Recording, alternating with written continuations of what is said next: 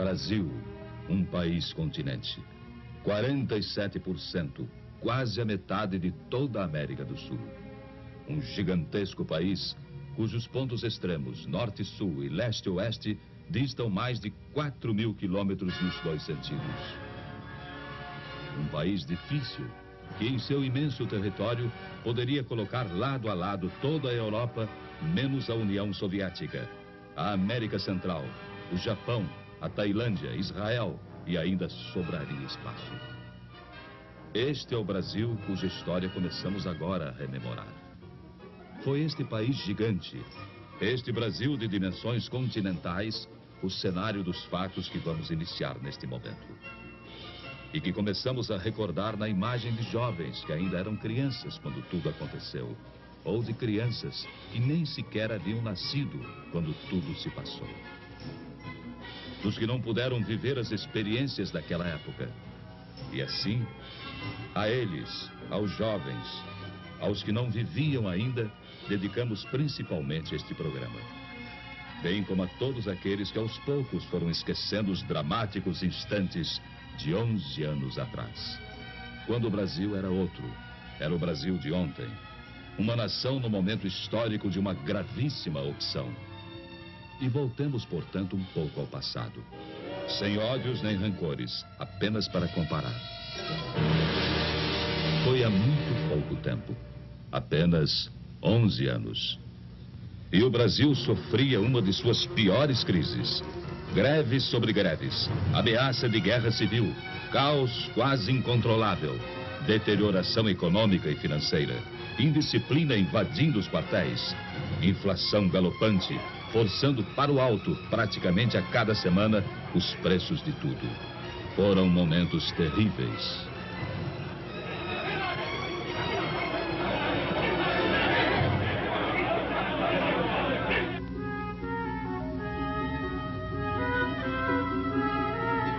Naquela época, você podia ler a manchete de que era pedida a falência do Banco do Brasil.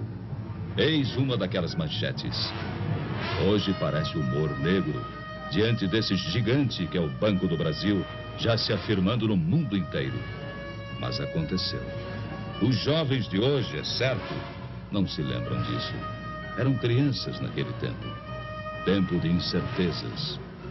O mundo num de seus melhores períodos de prosperidade. E o Brasil, uma triste presença entre as exceções. Apontado como devedor difícil, de chapéu na mão, mendigando apoio. Pedindo o reparcelamento de compromissos financeiros vencidos. Em situação de quase insolvência. E visto por sua importância no continente como um barril de pólvora, cuja explosão levaria também o caos às nações vizinhas. O Brasil é um país enfermo, dizia-se lá fora. Será uma nova Indochina. O gigante está de joelhos. Essa é a opinião corrente. Fazendo ainda mais triste a nossa imagem pelo mundo afora. Pois o que se dizia no exterior apenas retratava nossa real situação, sem saber como seria o dia de amanhã. Ao sabor de sucessivas crises, mergulhados num cotidiano de boataria e de incertezas. Foram tempos difíceis. Você se lembra? Você, chefe de família. Você que não era criança há 11 anos atrás. Vocês que viveram aquele tempo. Vocês se lembram? Ultimatos ao Congresso. Agitações de rua, insegurança, ameaças aos jornais, agravamento da crise econômica e financeira. Já então, total descontrole inflacionário. E tamanha desorganização, tamanho caos, em tudo deixava sua marca. A produção se desarticulava. Faltavam os gêneros de primeira necessidade. Pedíamos de joelhos aos credores que esperassem por nós. Havia greves ao menor pretexto, filas para tudo. E, em última análise, quem sofria era o povo, que era levado às ruas para pedir, talvez nem ele mesmo soubesse o quê. Perplexo, sem ter para quem apelar. À espera de uma solução, fosse qual fosse. E por pior que fosse, melhor seria do que solução nenhuma. pois aos poucos o país ia resvalando para o impasse final. Você se lembra? Facções extremistas ameaçavam entrar em choque e não faziam segredo da posse de arsenais e depósitos clandestinos de munição. Era o caos irremediável que chegava a passos largos. E sobre o caos brotavam já o suborno e a corrupção. Estava se armando o cenário para o capítulo final do drama. Um drama de consequências imprevisíveis e que ninguém na época poderia dizer ao certo como iria terminar. Pelegos, agitadores, bajuladores e adesistas, aventureiros e por trás deles o comando vermelho dos comunistas. E até gente séria, idealista, mas iludida. Havia de tudo. Havia de tudo naquele imenso caldeirão fervente em que se transformava o Brasil. Você se lembra? Não se sabia ao certo quem estava mesmo à frente do país, quem dirigia os destinos da nação. Por isso, não podia haver comando, nem disciplina, nem ordem e nem progresso. E muitos donos se diziam os verdadeiros donos da situação. Foi há 11 anos atrás. Há apenas 11 anos. E hoje, ao documentar aquele passado ainda recente, uma pergunta chega a se impor. Como foi possível aguentar? Como o Brasil resistiu? Pense nisso. Você gostaria de voltar àqueles tempos? De experimentar as mesmas angústias? De sentir as mesmas incertezas e inseguranças? De voltar ao Brasil de ontem? De ler as mesmas manchetes e ver os mesmos espetáculos? A resposta fica com a consciência de cada um. Com a responsabilidade que todos têm diante de si mesmos e diante de todos os demais brasileiros. Março 1964. O drama brasileiro chegava ao auge. A indisciplina e a desordem acabaram por entrar nos quartéis. Desmoronava o princípio da hierarquia. E então via-se o país ameaçado de perder seu último ponto de apoio efetivo na manutenção da ordem pública. Dali em diante, nada mais que o caos absoluto, a desordem total, a violência sem freios nem medidas. E a todos se evidenciou que o Brasil caminhava para o pior. Caminhava para a guerra civil de consequências imprevisíveis. Foi há apenas 11 anos atrás. O peso do medo e da angústia já era insuportável. Falava-se em matar, em fuzilar, em destruir. A união de pelegos e comunistas afiava suas armas. E tudo indicava que nos próximos dias, ou nas próximas horas, brasileiros se lançariam contra brasileiros. No norte, no nordeste, no sul, nas cidades, no campo, em toda parte. Você se lembra? Era o Brasil de ontem. O Brasil de 11 anos atrás.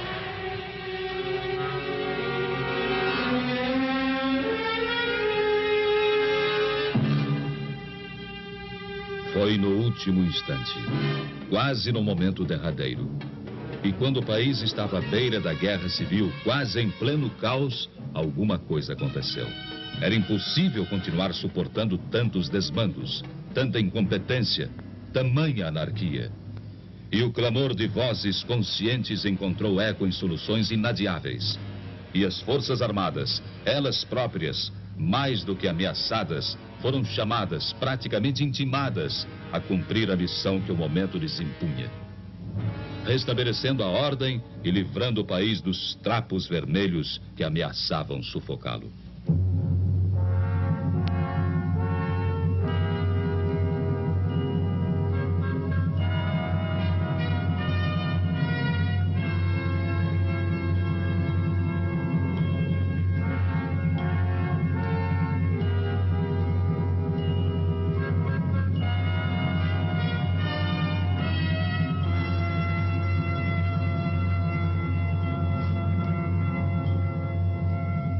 Abril de 1964. Tomava posse então o presidente Humberto de Alencar Castelo Branco. À sua frente uma tarefa enorme: normalizar a vida do país, recuperar-lhe as finanças e transpor o hiato havido nos anos anteriores.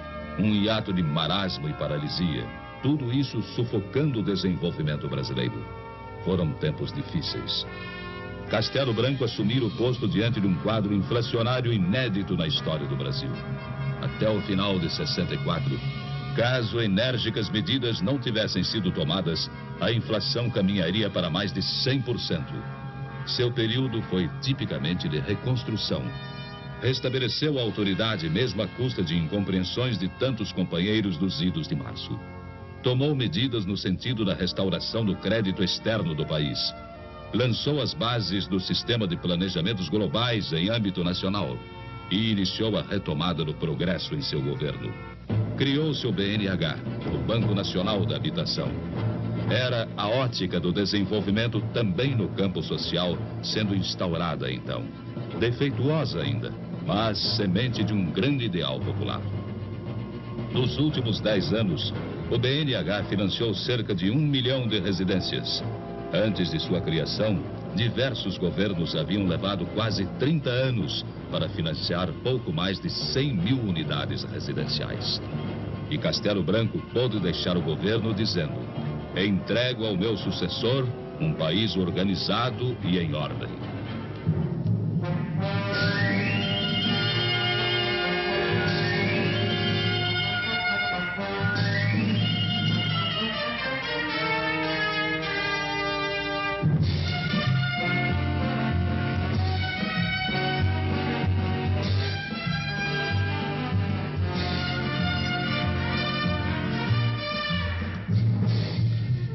O governo Costa e Silva impulsionou ainda mais o desenvolvimento. Foi assim iniciador da escalada de progresso dos anos mais recentes. Naquele período, o país avançou no sentido de consolidar sua posição internacional. Abriu e conquistou novos mercados. E no aspecto interno, os índices do desempenho econômico começaram a demonstrar a recuperação atingida. Simultaneamente, o processo inflacionário mais e mais se esvaziava. Diante desse panorama, tentou-se uma liberalização gradual do regime. Mas ainda não era tempo para isso. E estes jovens, quantos deles foram testemunhas de que o inimigo estava atento e voltava à carga, às vezes servindo-se deles mesmos? Badernas e arruaças voltaram às ruas, e com elas a insegurança e a intranquilidade. Felizmente, 1968 foi travado em tempo. Havia a firme determinação de não se cogitar sequer do risco de uma volta ao passado. Não se permitiria que aqueles anos de recuperação e sacrifício, e de grande sacrifício do próprio povo, fossem desperdiçados. Ficou o saldo negativo. A interrupção de um diálogo que poderia ter frutificado. Um diálogo nem sempre atendido pelos que ainda não se haviam convencido de que o Brasil de 68 não era mais o Brasil de ontem. E em 69, Emílio Garrastazu Médici, presidente. Nova etapa de grandes realizações.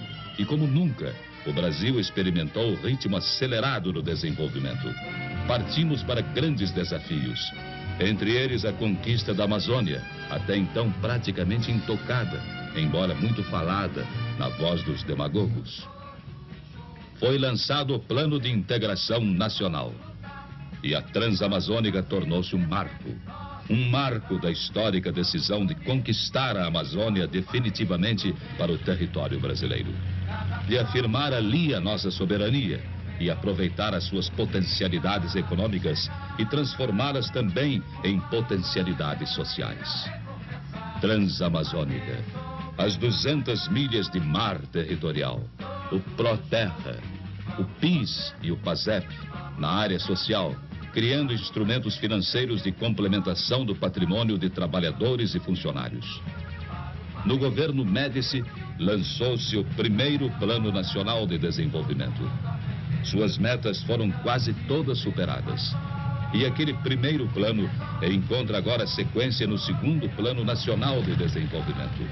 Isto demonstra a continuidade de objetivos de desenvolvimento entre os governos da Revolução. Continuidade, sim, mas continuismo, nunca.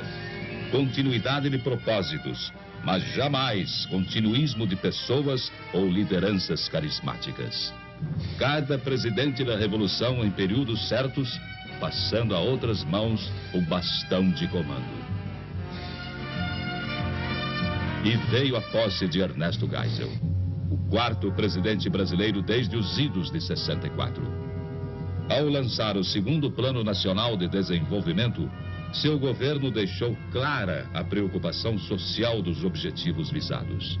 Entre eles, a mais justa redistribuição da renda entre os brasileiros, o fortalecimento da agricultura e da pecuária, bases indispensáveis à manutenção do dinamismo econômico, e na criação da tecnologia nacional, um desafio a ser vencido.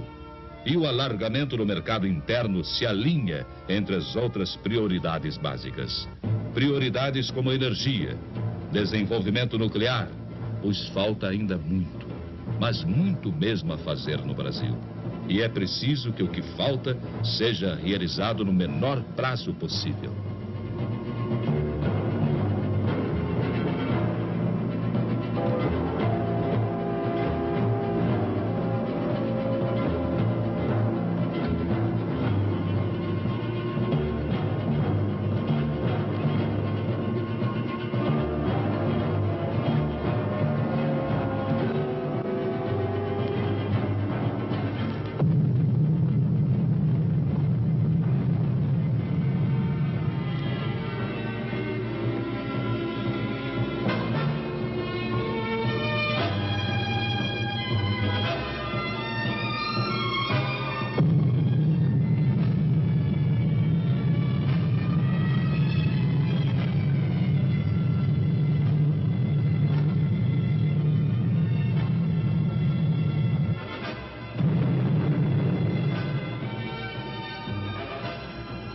As explosões do minério de ferro, o sinal de partida de novos tempos. Do Brasil de hoje e do Brasil de amanhã. Tempos que deverão se afirmar cada vez mais, no sentido de que cada vez mais o Brasil seja mais justo com todos os seus filhos, mais igual, mais distributivo.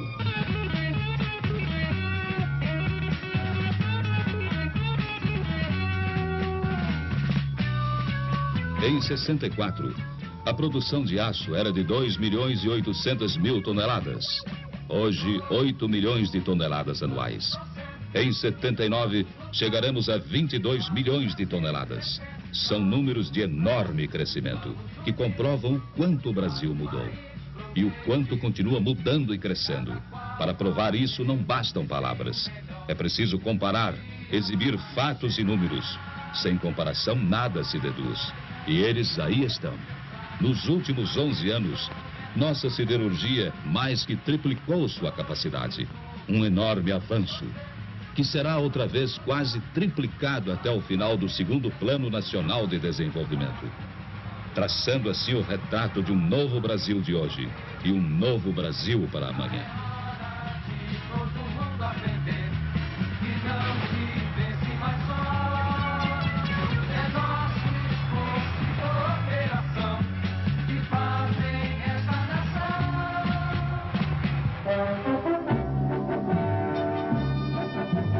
Há apenas 11 anos, nossa potência instalada era de 6.800.000 quilowatts. 74, 17 milhões. E até 1980, no final desta década, chegaremos aos 28 milhões de quilowatts. Sem energia não há desenvolvimento. Por isso o Brasil acelera a construção de grandes centrais hidrelétricas. E aí está, na imagem que se segue, Urubupungá, o maior empreendimento do gênero no país e um dos 6 maiores em todo o mundo.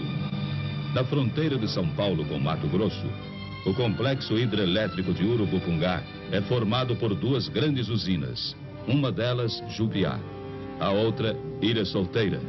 Ambas represam as águas do Rio Paraná. E sua potência instalada final irá a quase 5 milhões de quilowatts.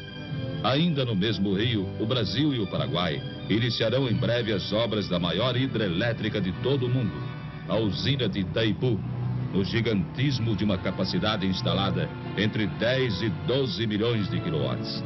São números do Brasil de hoje e do Brasil de amanhã. Um país que busca também, no átomo, fontes de energia para uma crescente demanda futura. Em Angra dos Reis, estado do Rio de Janeiro, estamos construindo nossa primeira usina nuclear. Mais 2 serão lá instaladas. E outras a seguir virão se incorporar ao parque energético do país. Pois não demorará muito e o consumo de energia terá esgotado a capacidade de suprimento hidrelétrico. Assim, a médio e longo prazos, a alternativa é o átomo. E até o ano 2000, grande parte da energia consumida no Brasil será de origem nuclear.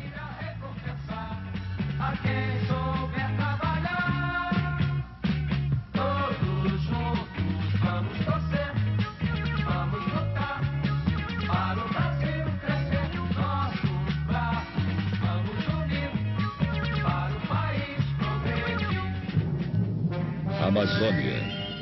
Ela representa 59%, ou seja, mais da metade do nosso território. Era preciso incorporá-la definitivamente ao Brasil. E para isso estão sendo abertos 17 mil quilômetros de estradas na região. É a malha rodoviária de integração da Amazônia.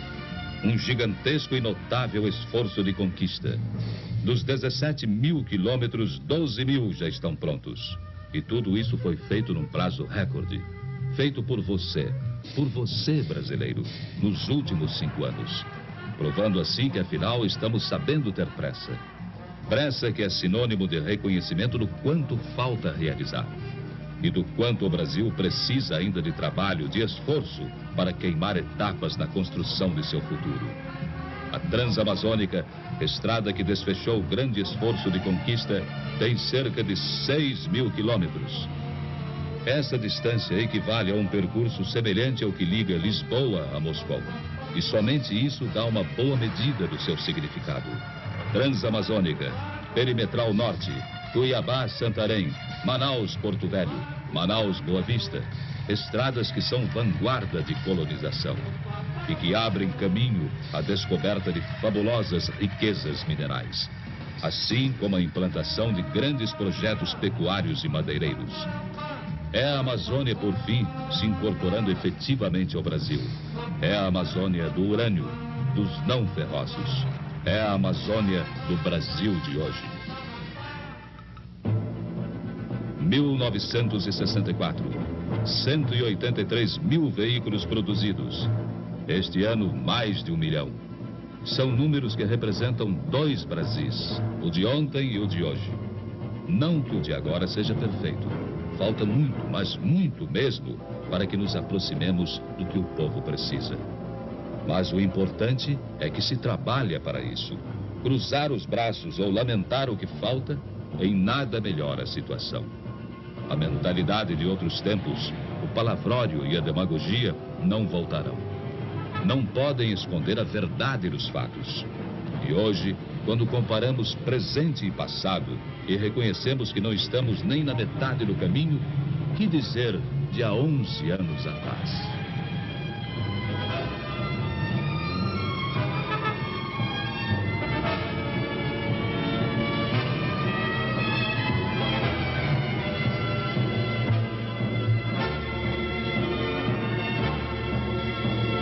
Dezessete mil quilômetros de estradas pavimentadas em 64. Hoje, 5 vezes mais, 80 mil quilômetros. E até 79, estaremos ultrapassando 100 mil quilômetros. Você se lembra? Hoje, é possível percorrer quase todo o Brasil sobre asfalto. E ontem? Do extremo sul ao nordeste, do nordeste a Brasília, pelo litoral e pelo centro do país. Mais alguns meses e a última capital brasileira, ainda não atingida, verá o antigo sonho realizado. E com a inauguração da Manaus-Porto Velho, seu isolamento terá fim. Estará chegando a Manaus a primeira estrada, uma estrada asfaltada. Uma fita negra de esperança cortando a Amazônia e ligando Manaus ao Brasil. E recuperamos as ferrovias, agora prioridade número 1 na política de transportes. Muito breve, a nova ligação São Paulo-Belo Horizonte verá suas obras iniciadas.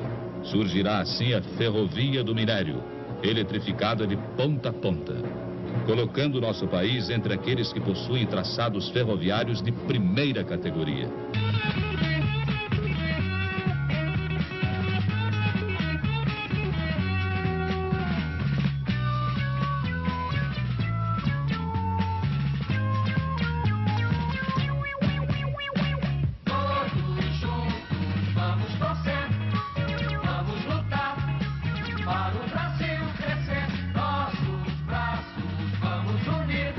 Apenas 1.400.000 toneladas em navios mercantes em 64. Hoje, mais de 5 milhões de toneladas. E até 1980, 10 milhões de toneladas em navios. Em 64, a maior parte da frota era formada por unidades obsoletas, compradas quase todas no exterior, na média com 20 anos de uso. Hoje, a média de idade dos navios está abaixo dos 7 anos. E na maior parte foram construídos em nossos estaleiros. Agora mesmo, acaba de ser lançado um gigantesco programa de construção naval. Compreende encomendas de mais de 750 navios e embarcações de todos os tipos, desde rebocadores a supergigantescos graneleiros, de navios de cabotagem a embarcações fluviais. O valor dos contratos de construção vai além de 20 bilhões de cruzeiros. Recursos absorvidos por nossa indústria naval, gerando milhares e milhares de novos empregos para os brasileiros. Responsável essa indústria por uma nova presença do Brasil nos mares do mundo inteiro. Presença que se efetiva no transporte de produtos nossos rumo aos mais distantes mercados, gerando também importante receita de fretes.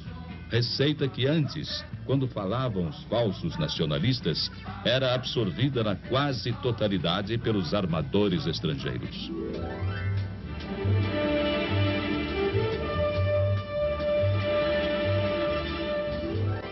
(1964) Exportações, 1 bilhão e 400 milhões de dólares.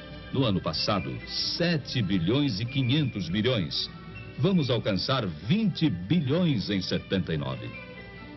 Esses números mostram quanto evoluímos no comércio exportador. É trabalho de brasileiros comprado pelo estrangeiro.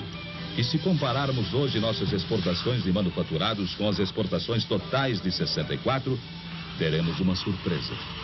O ano passado, a receita em dólares de nossas vendas de produtos industrializados superou 2 bilhões e 300 milhões de dólares. Só em manufaturados, quase o dobro de tudo que conseguimos exportar em 64. Um reflexo da nossa expansão industrial. Pois note-se que em 50 exportava-se mais que em 64.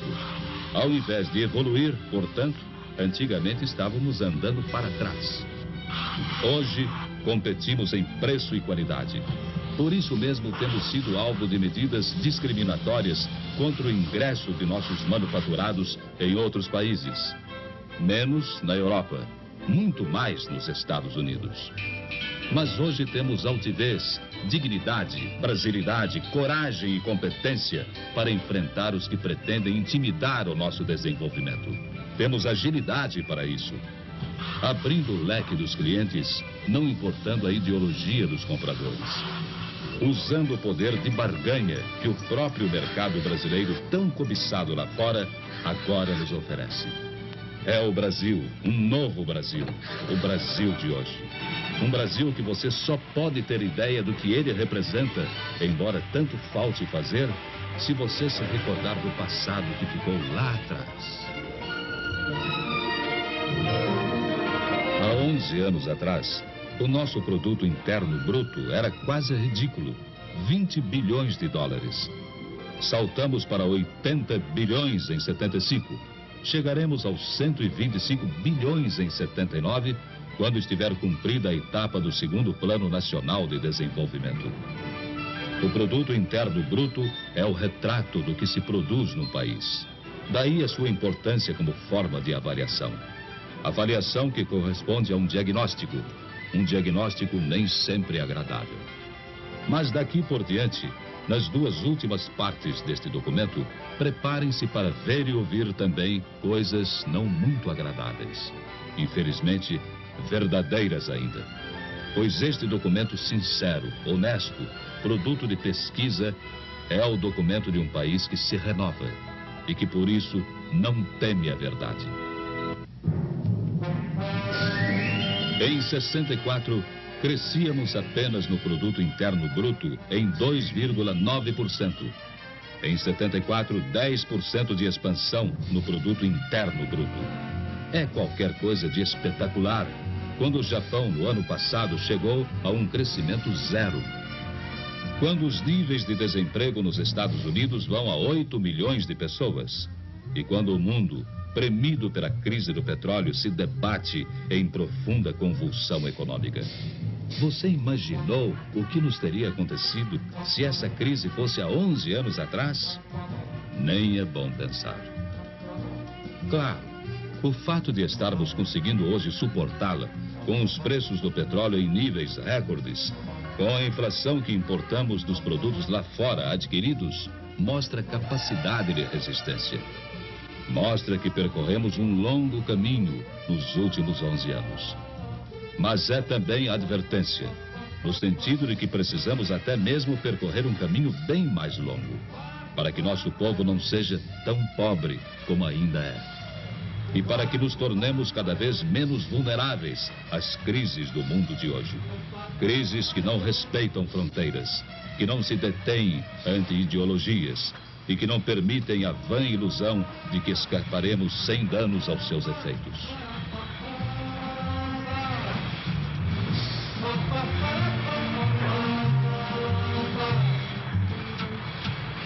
Lá fora, no estrangeiro, temos sido motivo de admiração e confiança.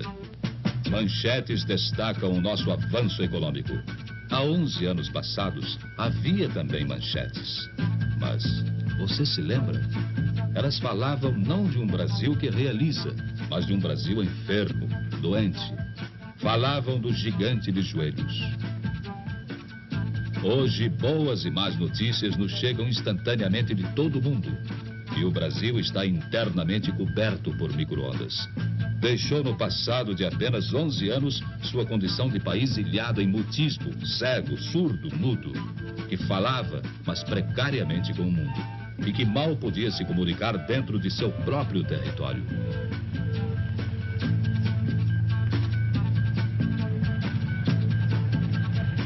O segundo Plano Nacional de Desenvolvimento estabelece a meta de 8% anuais de expansão para o setor agrícola e pecuário. E os investimentos na atividade rural irão acima de 100 bilhões de cruzeiros. O objetivo maior é o de dar técnica ao trabalho do campo, virtualmente triplicando até 79 o uso de equipamentos, matrizes, adubos e defensivos.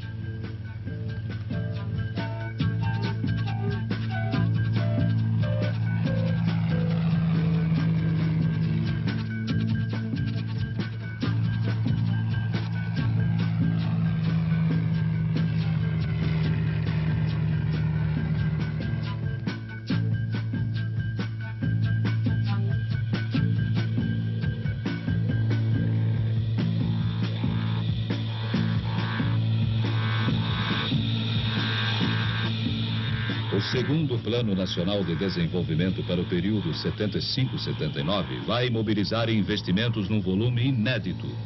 Atentem para o gigantismo destes números. 1,750 bilhões de cruzeiros. A maior parte destinada diretamente ao homem, a você, a todos nós. Em educação, saúde pública, assistência médica, saneamento, nutrição, trabalho e treinamento profissional, serão aplicados 267 bilhões de cruzeiros. Em habitação, previdência, PIS e PASEP, 384 bilhões. E no desenvolvimento social urbano, 110 bilhões. Total, quase 800 bilhões de cruzeiros, bem próximo da metade das inversões programadas pelo segundo Plano Nacional de Desenvolvimento. Agora, a maior entre todas as prioridades está na elevação do status do homem brasileiro, para que ele tenha mais saúde, bem-estar, nível de vida e possa assim melhorar, participando do enorme esforço de construção de um grande país. Se dividíssemos o bolo da renda nacional, o produto interno bruto, cada brasileiro teria em 64, teoricamente é lógico, 240 dólares. Essa divisão teórica nos daria hoje 750 dólares. E o objetivo é fazer com que vá além de 1.000 dólares em 79. Muito pouco ainda, mas alguma coisa comparando com o passado. O segundo Plano Nacional de Desenvolvimento dá especial destaque à participação do homem brasileiro na riqueza nacional. Enfatiza a necessidade de melhorar a qualquer preço a distribuição da renda. E não aceita as teses de que primeiro é preciso criar riqueza para depois distribuí-la. Ao contrário, defende a distribuição simultânea ao crescimento econômico e sem prejuízo deste. E há à frente de tudo isso a determinação incisiva de tentar por todos os meios acabar com as distorções que vêm se acumulando na questão da renda.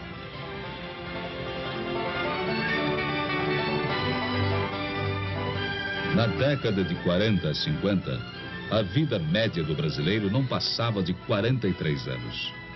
De 60 a 70, a expectativa de vida saltou a 59 anos. É alguma coisa, mas não significa que estejamos sequer próximos do mínimo satisfatório.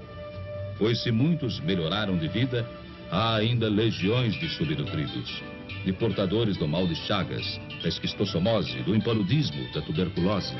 São vítimas do subdesenvolvimento, do subemprego, da condição de gente que não chega a participar da vida econômica do país. Para essa legião de brasileiros, infelizmente maioria, reconheçamos, desenvolve-se agora todo um trabalho, no menor prazo de tempo possível, num compromisso de justiça, compromisso de melhor distribuição da renda, de abertura de oportunidades de emprego, de educação, saúde, para os que nascem, para os que vivem, para os que não morrem ao nascer. São metas do segundo Plano Nacional de Desenvolvimento, pretendendo diminuir essa massa terrível daqueles que ainda não encontraram um lugar ao sol.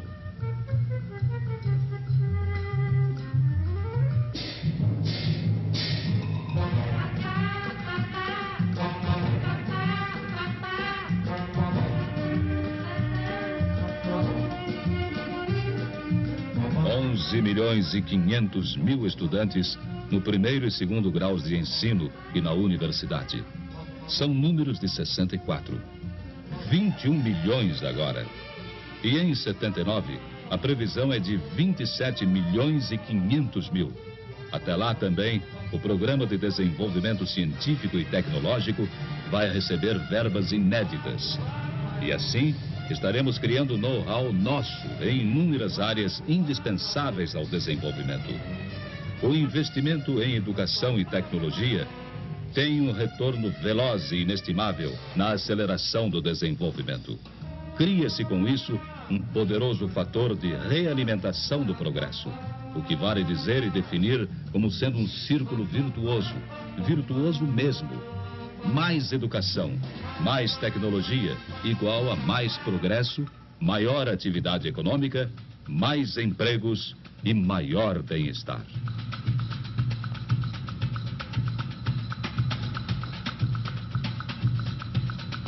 Com tudo o que mostramos a vocês até agora, não dissemos nunca que o Brasil é um paraíso. Temos muito o que corrigir e assumimos essa verdade, com a consciência de quem sabe como são graves os problemas. O que se fez nestes 11 anos responde pelo que se pode fazer daqui por diante. Por brasileiros como estes, que vivem nesse tipo de habitação que a todos nós deve envergonhar, cujo direito a uma vida melhor preocupa de fato a todos nós, porque somos todos responsáveis. Por isso, quase metade dos investimentos do segundo Plano Nacional de Desenvolvimento visa a elevação do homem brasileiro. Há 11 anos atrás, cerca de 40% de nossa população acima dos 15 anos de idade era de analfabetos. Hoje, esse percentual caiu à metade, ficando em torno de 20%. E até 1980, a meta é erradicar o analfabetismo. Outra meta do segundo Plano Nacional de Desenvolvimento pretende levar treinamento especializado a cerca de 400.000 trabalhadores anualmente. E treinamento especializado equivale à melhor posição profissional. No período 75-79, o segundo PND estimou um aumento da oferta de trabalho a taxas de 3,5% ao ano. Até lá, 6 milhões e 600 mil novos empregos serão criados em todos os setores.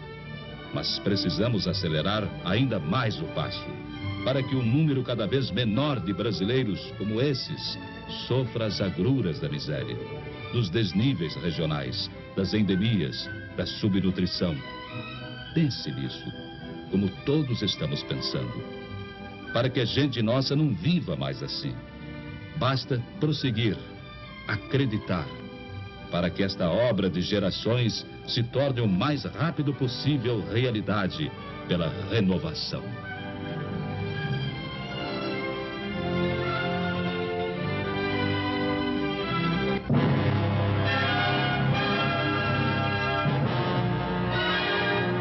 E diante de tudo isso, abra uma janela para o mundo. Debruce-se nela. Olhe lá fora, em torno de você. Porque abrindo uma janela para o mundo, é que você pode, pela comparação, sentir que todos os dramas que vivemos, sentir que tudo aquilo contra o que protestamos, sentir que, de fato, se este país ainda tem tanto por fazer, é preciso que se faça alguma coisa para acreditar no que falta diante do que se fez. Na violência que impera lá fora, em tudo aquilo que se pratica contra a dignidade da pessoa humana, nas minorias treinadas, preparadas, determinadas a liquidar as maiorias, iludindo-as com uma falsa ideologia, acreditemos em nós um pouco e pensemos: ai de nós se essa violência aqui imperasse. Ai de nós se o ódio se transformasse de fato na motivação de vida, para não dizer de morte, dos brasileiros. E em meio a tudo que se passa lá fora, na janela em que você deve se debruçar, pense 2 vezes. Pense bem. O exemplo que nos mandam e tudo aquilo que sentimos de amargura, de terror, de pânico, de morte, de ódio, de retaliação, tudo isso não pode, não deve, não entrará no Brasil. Já é alguma coisa. Para que possamos, com a nossa ordem, com a nossa paz, com a nossa dignidade, evitar que daqui para fora alguém de lá possa olhar para nós como nós olhamos para lá. É assim, brasileiros, que neste depoimento verdade, queremos que você veja que se nosso país ainda não é o paraíso que desejávamos, Deus nos livre de vir a ser o inferno que lá de fora nos mostram em todos os setores do mundo.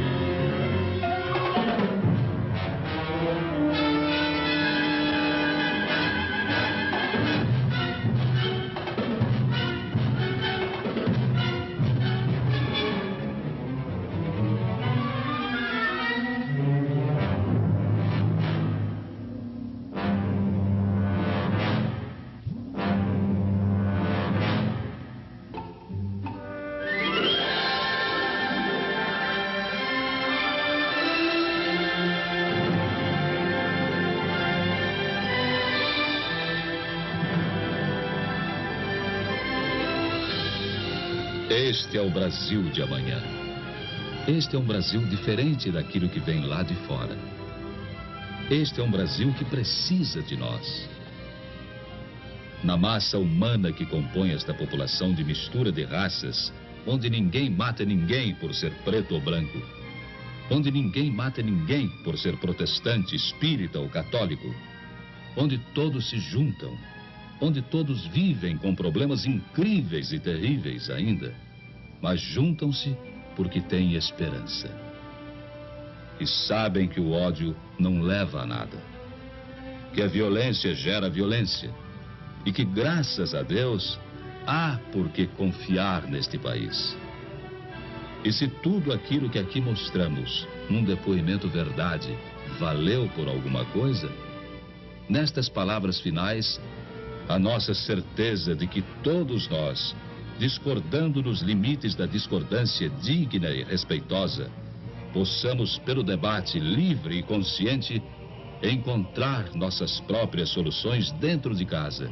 Porque certamente, se assim agirmos, e se como brasileiros que somos, trocarmos ideias e só ideias, será possível alcançar a meta final de levar todo esse desenvolvimento dos últimos 10 anos à população inteira.